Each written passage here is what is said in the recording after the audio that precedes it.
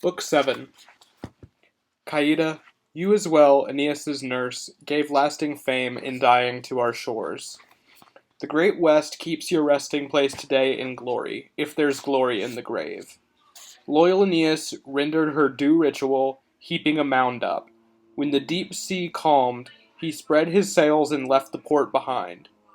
The breezes blew past nightfall, and the white moon lit up their course. The gleaming surface trembled.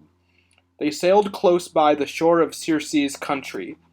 The sun's rich daughter makes secluded groves there resound with constant singing, and in high halls at night time, by the fragrant cedar's light, runs her shrill shuttle through the filmy weave.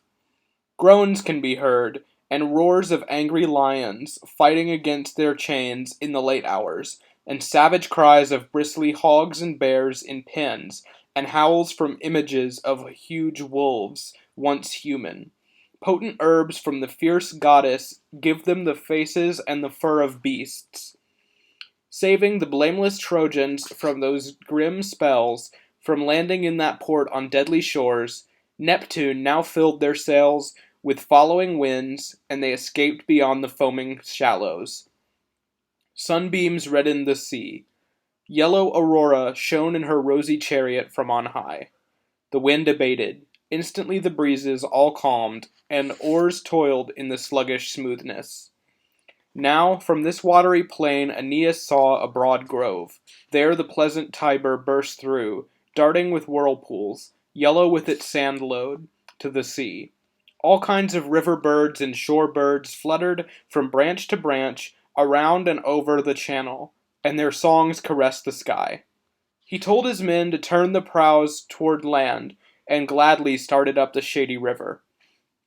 Arato, come, let me explain the times, the rulers, and what ancient Latium was, when the foreign army first brought ships to land in Italy, and how the quarrels started. Goddess, direct your poet. Savage warfare I'll sing, and kings whose courage brought their death. The Tuscan army, all Hesperia rallied to arms. This is a higher story starting, a greater work for me. Latinus, old now, had reigned in long peace over towns and farmland. Faunus and a Laurentian nymph Marica, we hear, begot him. Picus, father of Faunus, claimed Saturn as his father, the line's founder. By the gods' will, Latinus had no male child. Sons born to him were taken in their first youth. An only daughter, sole hope of that great house, was now grown up and ready for a husband. Many from spacious Latium, from the whole of Italy, sought her. Handsomest was Turnus, of a powerful dynasty. Latinus's consort was ardent, wild to have this son-in-law. But holy signs, each with its terrors, blocked her. A laurel, sacred-leaved, revered for ages, stood in the central high-roofed palace shrine. They say that when he built the town, the patriarch Latinus found it, offered it to Phoebus, and named its settlers after it Laurentians. Now a swarm of loud buzzing bees, amazing to speak of, crossed the clean air, occupied the treetop, quickly intertwined with their feet, and in a mass hung from a leafy branch. An augur said at once, I see a column of foreigners coming, making for the same place, and from the same place new lords in your tower.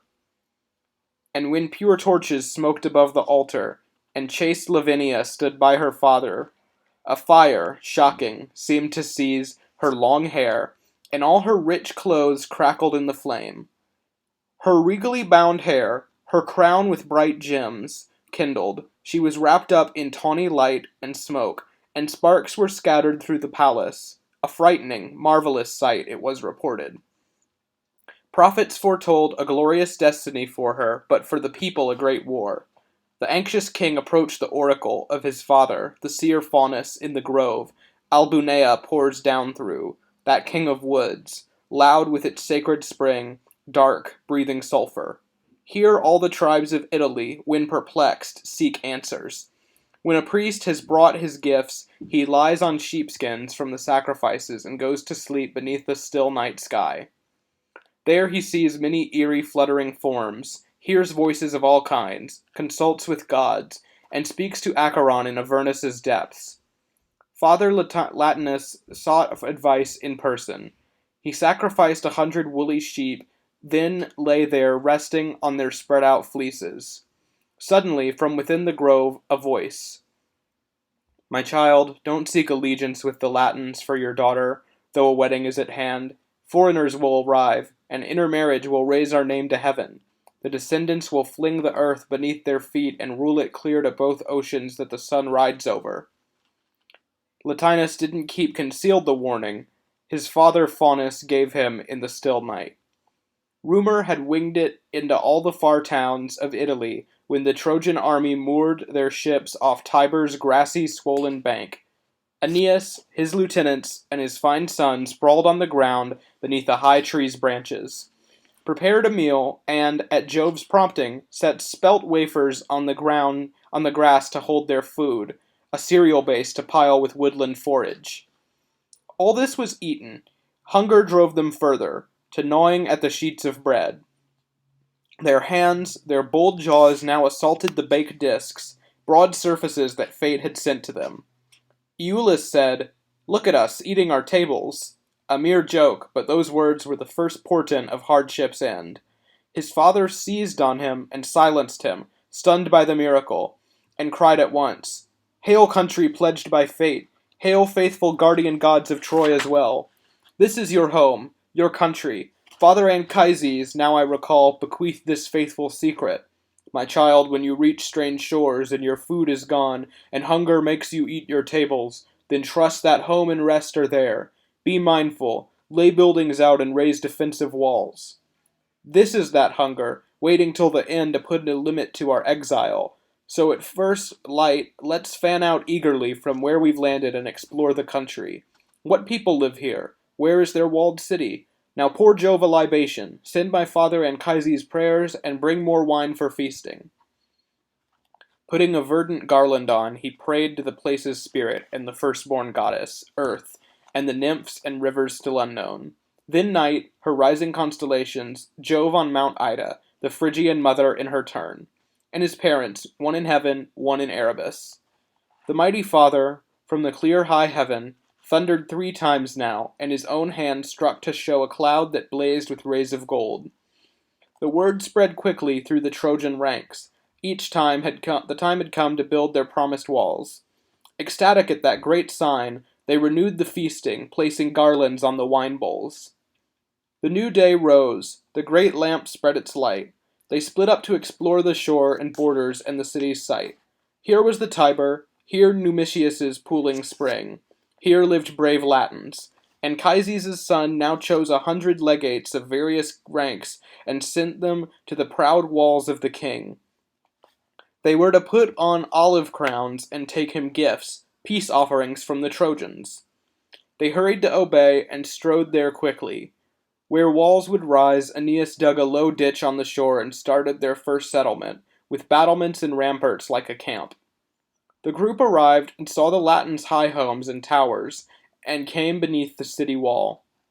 There boys and flourishing young men rode horses in drill, trained chariot teams on dusky tracks, pulled tight-strung bows, hurled pliant javelins, or boxed and raced on foot in competition.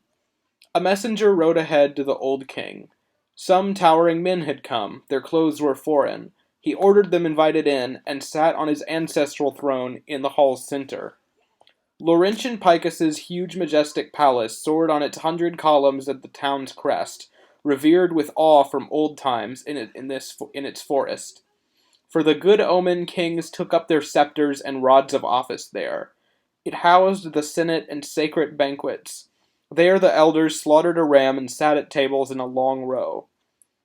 Ancestral busts were in the vestibule, old cedar faces, Italus and Sabinus, planter of vines, his sickle hung beneath him, the old man Saturn, Janus's double face, and all the other kings from the beginning, with heroes wounded in their country's wars.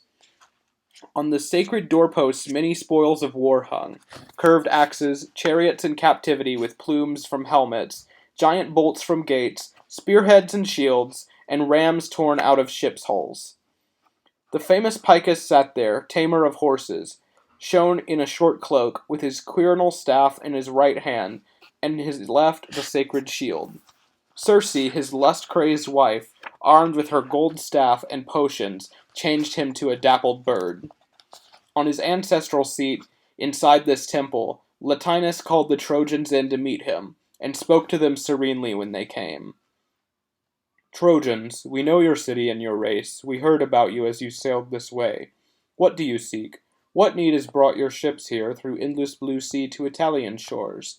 If it's because you're lost or driven by storms, which many sailors on the deep endure, then you've broached our river, camped beside our port.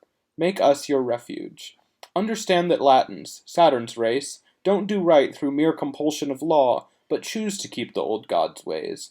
I do remember, though time dims the story, what old Auruncan men said.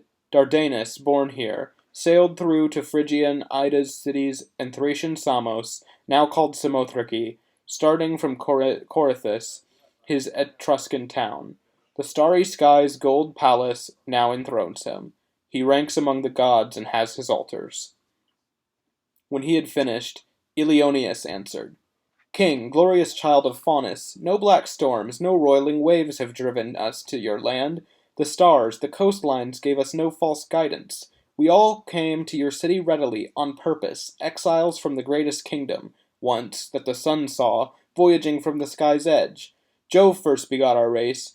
In this our people delight. From Jove's high kin our king was born. Trojan Aeneas sent us to your doorstep. How great a storm from pitiless Mycenae poured over Trojan fields, when fate brought two worlds, Europe and Asia, battering together. The farthest people know this, who are cut off by the ocean with its tides, or isolated in the harsh tropics, center of the 5 zones. Out of that deluge, through vast seas we've come, to beg a tiny home here for our gods, a harmless beach. Water and air cost nothing. We will not shame your kingdom. No, your good deed will bring you lasting gratitude and glory. Italians won't regret embracing Trojans. By Aeneas's fate, I swear, by his strong right hand, proven in all his friendships and his battles. Many tribes, many nations have sought union or alliance with us. We approach you first with suppliant words and fillets, but don't scorn us. On the gods' prophetic orders we have sought your country, which was Dardanus's. Apollo ringingly orders us back to the Tiber in Tuscany, to Numitius's sacred spring. Our leader sends you gifts, his poor remains of wealth saved from the flames of Troy. His father poured wine out on the altars with this gold bowl. Priam, proclaiming laws to gathered nations, held this rod, wore this holy crown, these clothes, the work of Trojan women. Ilioneus's words amazed Latinus. He sat unmoving, gazing at the floor, but his eyes moved in thought. Purple embroidery and Priam's scepter touched him less. He dwelt more on his daughter's wedding and her marriage. In his heart he turned old Faunus's forecast over. This was the foreign voyager fate pledged him as son-in-law, to join him as an equal in ruling. His descendants would be heroes, and all the world would come beneath their power. At last he spoke in joy. Gods bless our project, and their own prophecy. Take what you ask for, and I accept your gifts. While I am reigning, you'll have a rich land, you'll have wealth like Troy's. But if Aeneas has such eager longing to be my guest friend and be called my ally, then let him come. A friend's face holds no terror. I'll clasp your king's hand, making good this treaty. But you must take this message back to him. I have a daughter whom an oracle and many heavenly signs forbid me giving to a man of our race. Foreigners come to Latium, will be our sons through marriage, and the new clan will reach the stars. I hope, it's this man that fate requires, if my forebodings right. The Lord chose from the sleek 300 horses housed in his high-roofed barn. He had one led to every Trojan there, down through their ranking. Swift mounts, and they had saddle-cloths embroidered with purple, and gold collars hanging down. Their trappings were of gold. They chewed gold bits. Aeneas was sent a chariot and team, a fire-breathing pair from heaven's stock, from mixed breeds cunning Circe had created by mating stallions stolen from her father with mortal mares. Aeneas's men rode back with Latinus's gifts and words and terms for peace. Now Jove's fierce wife was flying back from Argos, the home of Inachus, in her chariot. From Pacanus in far Sicily, from the high air, she saw Aeneas happy with his fleet. They worked at building, settled trustingly, forgot their ships. She halted, pierced by grief, then shook her head, and this poured from her heart. That hated Phrygian race, their fate opposed to mine, they couldn't die on Sigium's plain, couldn't stay conquered. Trojans couldn't burn when Troy burned. Through the fire and the onslaughts they found a way. At last, I guess, my power lies slack and weary with its load of hatred. I even stoop to persecute their exile, carrying refugees across the ocean. The sea and sky have no strength left to fight them. What good were the Syrtes, Scylla, vast Charybdis, Trojans' nest in the longed-for Tiber, fearing neither the deep nor me? Mars's strength destroyed the monstrous Lapiths. Jove himself surrendered Calydon, ancient town, to Diana's rage. What great crimes merited such punishments? But I, Jove's mighty wife, have shrunk from nothing, made every useless try, and now am beaten, by Aeneas. But if my own power falls short, I'll find help anywhere I can, no scruples. If heaven resists me, I'll rouse Acheron. Fate grants them entrance to the Latin kingdom. Lavinia must be Aeneas's wife. But I can put off these great happenings and crush the subjects of this pair of kings. Marriage, allying them, will have this price. Blood from both sides will be your dowry, child. Bellona will escort you. A fire bridegroom hasn't been born from Hecuba alone. No, Venus's child will be another Paris, a funeral torch to burn a reborn Troy. Terrible now, she sped to earth, to summon Alecto, the grief-bringer, from her dark home in hell among the Furies. In her heart are treachery, rage, grim war, atrocities. Her father Pluto and her hellish sisters loathe her themselves, the monster. All her dire forms and faces, all the black snakes sprouting from her. Now Juno made this speech inciting her. Daughter of night, lend me your special service and safeguard my prestige. Keep it from yielding, and Aeneas's crew from buying off Latinus through marriage or besieging Italy. You can set brothers, who were friends, at war, destroying homes with hate, invading them with your whip, your flames of death. 1,000 names are yours, 1,000 torments. Rouse your genius. Shatter their treaties, sow the seeds of war. War, wished, demanded, started all at once. Alecto, steeped in Gorgon poisons, rushed to the Laurentian king's high halls in Latium, and lurked there, at the threshold of Amata, who smoldered with a woman's anxious anger. Trojans had come. Would they steal Turnus' wedding? Dark snakes made up the Fury's hair. She tossed one. Into the bodice and the heart it glided, monstrous and maddening, to shake the whole house. Beneath her clothes it coiled, around her smooth breasts. She couldn't feel it as it breathed its poison. Her frenzy. As a gold chain, the huge serpent twined her neck, hung as ribbon from her headband, wove through her hair, and slid around her body. The venom oozed in, and the sickness started to storm her senses, wrap her bones in fire. Before the flames engulfed her heart and mind, she spoke quite gently, in a motherly way, and wept. Her daughter married to a Phrygian. You'll give Lavinia to Trojan exiles, not pitying your daughter or yourself or me. At the first wind, he'll make for high seas with our girl, the lying pirate. This is how the Phrygian shepherd penetrated Sparta and hauled off Helen, Leda's child, the Troy. And your oath, the love you had once for your people, your promises to Turnus, who is family? If the Latins need a foreign son-in-law, and it is fixed and ordered by your father, then every land that's free outside our power is foreign. I think. Can't the gods mean that? And trace the house of Turnus from its start. Acrisius, Inachus, Mycenae's heart-blood. She found these words were useless, for Latinus was firm, and now the maddening venom slipped into her entrails, seeped all through her body. Now monstrous visions haunted the poor woman. Frenzied, she ran amok all through the city, like a top flitting, undercoiling whip blows. Boys in intent play, in an empty courtyard, sent it in spacious circles. At the lash, it rushes on its curving course. The young group watches in wonder as their blows inspire the flying boxwood. No less fiercely driven, Amata ran straight through the haughty city. Pretending Bacchus goaded her, she dashed into the woods, a greater, wilder outrage, and hid her daughter in the leafy mountains, to steal her marriage to a Trojan. She roared, "O Bacchus, only you deserve her. She takes in hand your pliant thyrsus, dances around you, grows a lock of hair to give to you." Word flew. The other mothers caught her passion, which drove them from their homes out into new ones, hearts flaming, heads and necks bare to the wind, while others filled the sky with shivering howls, wore skins, and carried spear shafts wound with vine leaves. Fevered Amata held a torch among them and sang her child's and Turnus's wedding song, rolling red eyes. She gave a sudden shriek. "Oh, listen, mothers everywhere in Latium, if your good hearts still cherish poor Amata, if the flouting of my mother rites disturbs you, unbind your hair, take up these secret rites." Alecto used such Bacchic goads to harry the queen all through the grim beast-haunted forest.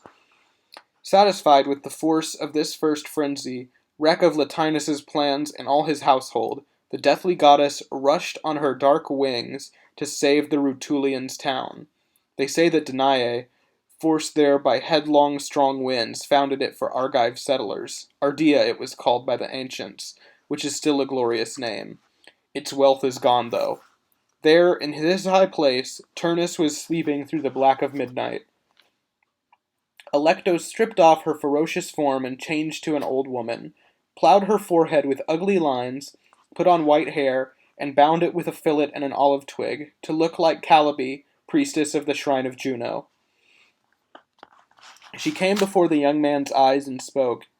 "Turnus, you let your efforts go for nothing. You watch your scepter pass to Trojan settlers. The king denies the bride your blood has paid for. He wants a foreigner to have his kingdom. They laugh at you. Take risks for nothing. Scatter Etruscan lines and end poor Latium's wars. Almighty Juno ordered me to say this plainly as you were resisting in the still night. Up then, and get the young men armed and moving from the gates to battle. Burn the painted ships and Phrygian lords who squat by your fine river. The gods' great power demands that King Latinus, unless he does your will and grants your wedding, should find at last what you are like in battle." The young man answered, sneering at the prophet, "The news has not escaped me as you think. The fleet has traveled into Tiber's waters. I don't need made-up panic. Royal Juno hasn't forgotten me. Your failing and oblivious old age torments you uselessly with these false fears and prophecies about the clash of kings. Your task is guarding the gods' effigies. Men who fight wars will deal with war and peace." The speech inflamed Alecto. While still speaking, the young man felt a sudden terror seize him and gaped. So many snakes hissed on the fury, so monstrous was the sight. He stopped and stammered. She shoved him back, her flaming eyes assailed him. 2 snakes reared from her head. She made the sound of whips, and with her frothing mouth she spoke. "Just look at how oblivious I am with these false fears about the clash of kings. See, from the deadly sister's home I come, with death and war in hand." She spoke, and threw a smoking torch at him, to lodge its black light in his youthful breast. Terror crashed through his sleep, and sweat broke out to cover him and soak him to the bones. He roared for arms and searched his bed and rooms in savage lust for iron, depraved war madness, and most of all rage, as a heap of twigs is lit to roar beneath a frothing cauldron. The water leaps and burns. Inside there storms a smoky river, and foam overflows beyond its confines, shooting black steam skyward. Peace was profaned. He sent his young lieutenants to King Latinus, ordered arms prepared, Italy guarded, enemies thrust out. Latins and Trojans, he could face them both. He told the gods what he would give for victory. Rutulians egged each other on to fight. His fine and graceful youth moved some, and some his royal bloodline or his glorious warcraft. While Turnus filled his soldiers' hearts with fire, hell-winged Alecto, with a new ploy, hurried to the Trojans. Scouting out the shore where Iulus, a handsome boy, stalked animals and chased them, the infernal virgin struck the dogs with madness. She tossed a scent they knew before their noses to goad them on a deer's trail. This began the disaster, kindling rustic hearts for war. There was a splendid stag with widespread antlers, together with his young sons. Tyrrus, master of the king's herds and keeper of his broad plains, had taken it from its mother's teats and reared it. Sylvia, the boy's sister, lavished care on the tame thing, wove its antlers with soft garlands, combed it, and bathed it in a crystal spring. It ate its owner's food, put up with petting, and though it roamed the woods, it made its own way back to their door, however late at night. Eulis's ferocious dogs now started it. It had strayed far from home and swum downstream, and rested from the heat beneath a green bank. Ascanius was fired by ambition and aimed an arrow out of his bent bow. A god directed his uncertain hand. The dart twanged out and sang through flanks and belly. The wounded beast took refuge at its home. Moaning and bleeding, limping to the barn, it filled the buildings with beseeching wails. Sylvia heard. She struck her arms in horror and called the hardy countrymen to help. The vicious fury hid in the still forest. Instantly they were there, with one with a charred torch, the next a club with swelling knots. What each found, rage made a weapon. Tyrrus called these forces. From quartering a log of oak with wedges, he'd turned and seized his axe in panting fury. On her lookout, the cruel goddess saw her chance for more harm. Moving to a barn's high rooftop, she sent her hellish voice out through a curved horn in the shepherd's call, which set the whole deep forest immediately echoing and trembling, clear to Diana's lake and the Nar River, white with its sulphur and Velenus's spring. Mothers in fear pressed children to their breasts. The sturdy farmers swarmed from everywhere, answering that grim trumpet's call and seizing whatever weapons were at hand. The Trojans poured from their gate as well to help Ascanius. Both sides lined up. It was no yokel brawl now with burnt stakes and hard cudgels, but a contest of two-edged blades. A quick, blackly bristling crop of swords stretched far away. Bronze armor flashed, struck by the sun. The light shot to the clouds. As when the surface of the sea begins to whiten, slowly rising, shooting waves higher until its lowest depths heave skyward. Now at the front, the eldest son of Tyrrus, young Almo, fell. A hissing arrow struck him and lodged below his throat, to choke with blood the thin, soft passage of his voice and life-breath. Around him many dead lay. Old Galasus had stepped between to plead for peace, most righteous and wealthiest Italian of those days. 5 bleeding and 5 lowing herds were driven over his soil. 100 plowshares turned it. Equally matched, men filled the plain with fighting. The goddess's pledge was kept. War's first blood spilled. The first deaths were accomplished. Leaving Italy, she made her journey through the airy heavens and spoke to Juno haughtily in triumph. Here is your conflict, sealed by dismal war. Invite them to be friends now with a treaty. I've spattered Trojans with Italian blood. I'll do more if you sanction it. With rumors, I'll spread the war to nearby towns and kindle the lust for frenzied Mars. They'll come to help from everywhere. I'll strew the land with arms. Enough deceit and fear for now, said Juno. They're fighting hand to hand with solid motives. Chance offered weapons. Fresh blood sullies them.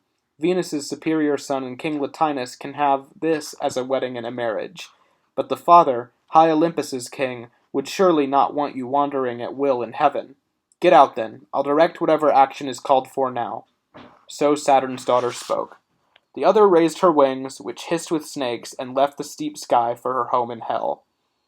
In Italy's center, under lofty mountains, is the famous valley of Ampsanctus, legend in many lands. Dark forests crowd both sides with their thick leaves. A torrent in the middle crashes through rocks and twists its frothing waters.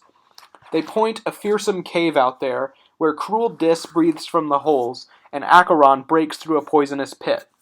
The Fury, hateful power, slipped in, unburdening the earth and sky.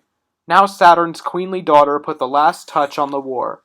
The shepherds' whole contingent ran from battle to the town, and brought the dead, young Almo and Galasus with his torn face, imploring gods, appealing to Latinus.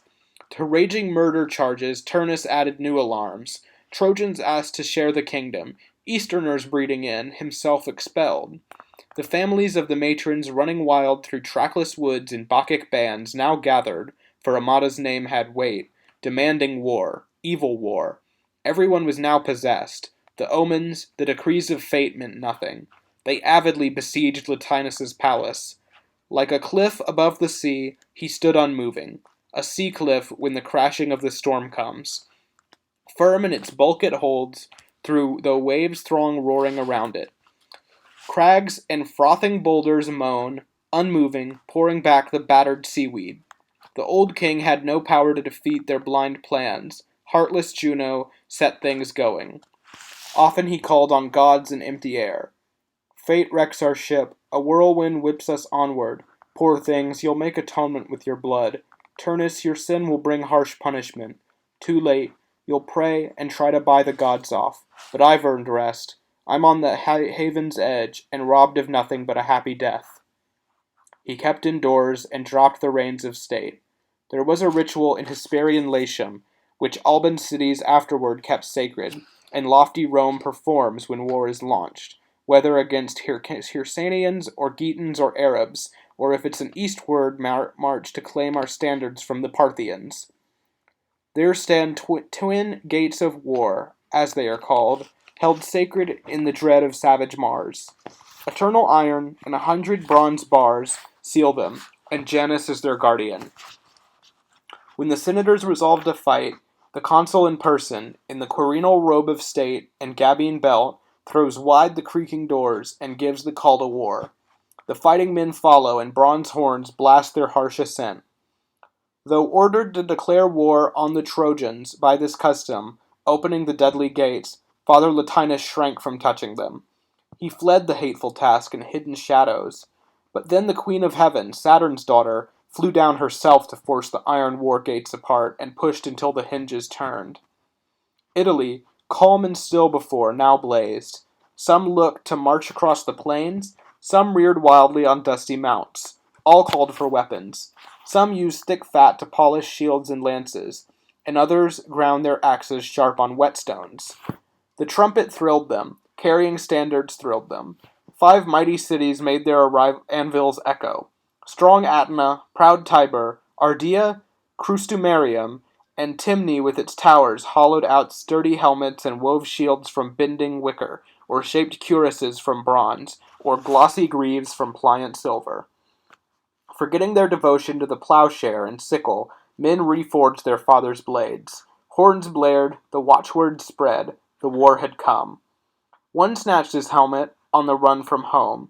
One strained to yoke his neighing team, put on his shield, gold-woven breastplate, trusted sword.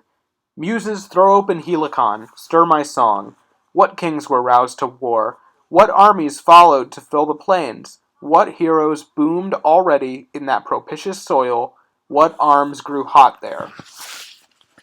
You know it and can tell it, goddesses. Barely a breath can reach me of the story. From Etruria, wild Mezentius, who scorned the gods, first armed his troops and came to war. Lausus, his son, came with him. There was no one handsomer, save for Turnus of Laurentum. Lausus, horse-tamer, conqueror of wild things, who led 1,000 men, what good to him? From Kyri, and deserved more in obeying his father. He deserved a better father. Next, Aventinus, splendid child of Hercules, the splendid, strutted his prized chariot team on the grass. His shield displayed his father's emblem, the Hydra, girdled with 100 snakes. On the wooded Aventine, the priestess Rhea secretly brought him to the shores of light. She'd mated with the god, who came as victor from slaughtered Gurion to Laurentian fields and bathed his Spanish cows in the Tuscan river. His son's men now were armed with spears and fierce pikes and polished swords and Sabine javelins. He went on foot himself, a lion's huge skin on his head, and swept around him. Fearsome, matted, bristling, white-toothed. He came into the palace dauntingly in this cloak of Hercules. Next, from the walls of Tiber came twin brothers, their clans named for their elder brother Tiber. Catillus and keen Chorus, youthful Argives, ran at the front, where spears and arrows swarmed, as a pair of cloud-born centaurs leave some high peak, dashing down Homily or snowy Othrys at great speed. Towering forest yields a path. Crashing, the underbrush gives way to them. Cacalus too, Praeneste's founder, legend since then was there, born among herds, to Vulcan to be a king, and found beside the hearth. An army came with him from far-flung farms at high Praeneste, Juno's ritual gay by, the frigid Anio's banks, the stream-sprayed boulders of the Hernicae, some rich Anagnia nurtured, some Father Amasenus' river. Not all had armor or loud chariots or shields. Most of the men were slingers of pale lead. Some brandished 2 spears, tawny caps of wolf fur covered their heads. With nothing on their left feet, and crudely made right boots, they strode along. Messapus, son of Neptune, tamer of horses, guarded that by heaven's will from sword and fire. Abruptly called to arms tribes long inactive, armies unused to war, and drew his own sword. From Ficinia's heights, Phalasai on the plain, Soractes' pinnacles, Flavinian shields, Mount Simonus, its lake, and Capena's groves. They marched in equal ranks and sang their king, like snowy swans among the liquid clouds, on their way back from feeding, pouring sweet songs from their long necks to make the Asian marsh and river ring far off. No one would think bronze battle lines were massing from the great throng, but that a soaring hoarse cloud of birds swarmed from the ocean to the shore. Clausus, of ancient Sabine stock, led forward a huge force. It was such a force, alone. It was his Claudian clan that spread in Latium after the Sabines gained a share in Rome. He led old Quirides, Amiternans, men from olive-rich Metusca and Aridum, troops out of Velinus country, walled Nomentum, Tetrica's rough cliffs, and Severus mountain, Casperia, Foriuli, Himella's stream, cold Nursia. Some drank out of the Tiber and Fabaris. Ortinian horsemen and the whole Latin towns came, and those whose homes the Alia, cursed name, passes. As many as the glittering Libyan waves, when fierce Orion dips in winter seas, as many as the wheat ears scorched by spring sun on Lycia's fields of gold, or the plains of Hermus. Shields sounded, and the earth was stunned with tramping. Halesus, Agamemnon's crony, enemy of Troy, now yoked his chariot team and hastened to Turnus' side 1,000 fierce troops. Tillers of fertile Massican vineyards, men dispatched from high hills by Auruncan lords, from flatlands of the Sidicinae, from Cales, from the banks of Volturnus with its shallows. Rough Setaculans and an Oscan force were there. As was their custom, they had smooth throwing spears with pliant leashes, left-handed shields, and curved swords for close fighting. Nor will my poem pass over Ebolus in silence. Telon, in old age, begat him on the nymph Sebethus, when the Teloboe in Capreae were his subjects. The son fretted in his father's realm, and now had spread his power to Cerastians in the plains the Sarnus waters, to Rufre, Botulum, and Selemne's farmers, and the apple land beneath Abella's walls. Like Germans, they had spears with barbs as weapons. Their heads were covered with the bark of cork trees. Their small shields flashed with bronze, their swords with gold. Ufens was sent to war from highland Nurse. He was illustrious, known for luck in battle. His wild Aquiculan people were addicted to hunting in the woods. They lived on hard soil, plowed in their armor, constantly collected fresh loot, and liked to live on what they'd taken. From the Maruvian people, valiant Umbro, the priest, came also, sent by King Archippus. Lush olive leaves festooned the warrior's helmet. There was no breed of poison-breathing viper he couldn't put to sleep with chance and stroking. He soothed their rage and remedied their bites, and yet he couldn't cure a Trojan spear strike. Sleep-bringing spells and herbs plucked in the mountains of the Martians were useless for the wound. Glassy-waved Fucinus, the Angitian forest, the clear pools wept for him. Virbius, splendid offspring of Hippolytus, marched there. Aricia sent her noble son, raised in Agaria's grove, around the moist shores where sumptuous gifts can win Diana's favor. When bolting horses tore apart Hippolytus through the cunning of his father's wife, and paid in blood the price his father claimed, the legend holds that Diana's love and the healer's herbs raised him again up to the stars in heaven.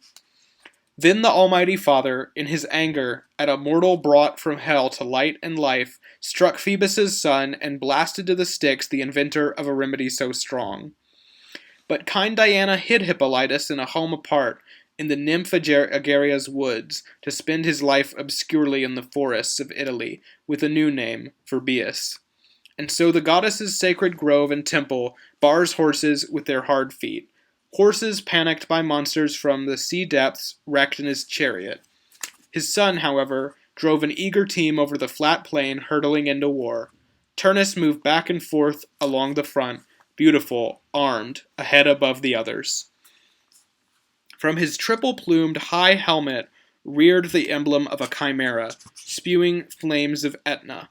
Her ruinous breath grew wilder, her roar louder, as battle grew more brutal and blood flowed.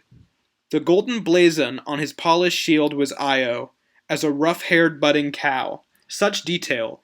Argus guarded her. Her father, Inachus, poured his stream from a silver urn. A storm of infantry came next. The whole plain was thick with shielded ranks. Argives, Auruncans, Rutulians, and Sicanians, long in Italy. Sarsanians, Libicians with painted shields, and men who plowed the uplands of the Tiber. Numicus's holy shore, Rutulian hills, and Circe's ridge, domains of Jove of Anxur and Feronia, who revels in her green grove. Troops from Satura's black swamp, and the valley cold Euphen's threads to duck into the sea. Last came Camilla of the Volsci, with a cavalry array that bloomed with bronze. Her warrior hands were strangers to the distaff and Minerva's tasks.